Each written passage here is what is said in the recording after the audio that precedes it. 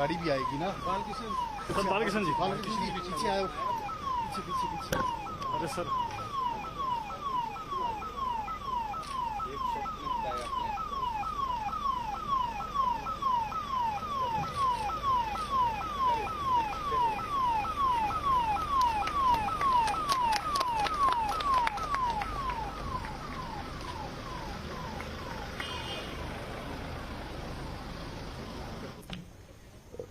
हमारी सरकार की ये शीर्ष प्राथमिकता रही है कि स्वास्थ्य की सुविधाओं को और बेहतर किया जाए, और उस दृष्टि से चाहे वो हेल्थ इंफ्रास्ट्रक्चर की बात कहें तो उसमें भी हमने काफी हद तक इन 5 वर्ष के कार्यकाल में बहुत बेहतरीन काम किया है। और उसके साथ साथ में जो सबसे महत्वपूर्ण चीज जिसकी आवश्यकता हम ग्रामीण क्षेत्रों में स्वास्थ्य की बेहतर सुविधाएं देने के लिए हम महसूस करते हैं, और जो योजना 2010 में दिसंबर में शुरू हुई थी 108 की, तो वो सुविधा ठीक प्रकार से चले, ये एक आज की आवश्यकता महसूस हो रही थी। क्योंकि जो गाड़ियां ली गई थी वो काफी लंबे समय से ली गई थी, काफी चलते चलते खराब भी हो रही थी।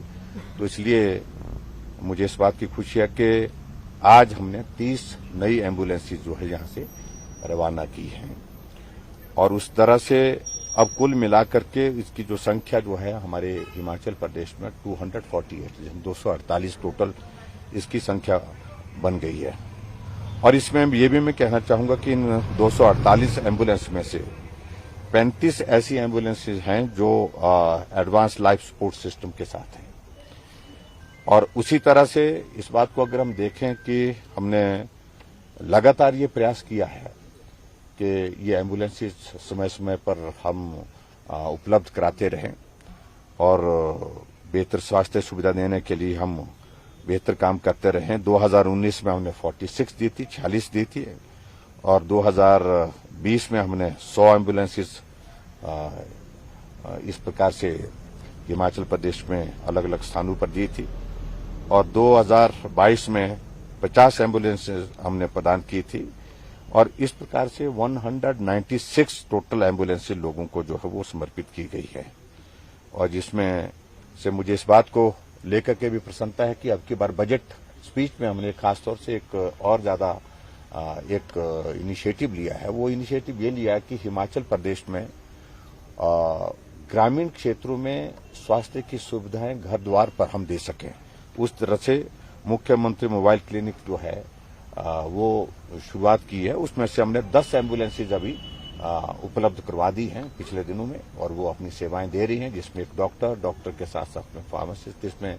और आने वाले समय में हमारा उसमें ये लक्ष्य है कि हिमाचल प्रदेश की सभी 68 कॉन्स्टिट्यूंसीज में ये सुविधा जो है वो मुख्यमंत्री मोबाइल क्लिनिक की सुविधा उपलब्ध हो। तो बहुत जल्दी बाकी पोर्शन रहता है जो एम्बुलेंसेज का, उसको भी हम पूरा करने की कोशिश कर रहे हैं।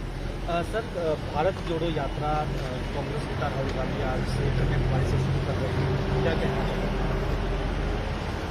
मुझे उसमें कुछ नहीं कहना है।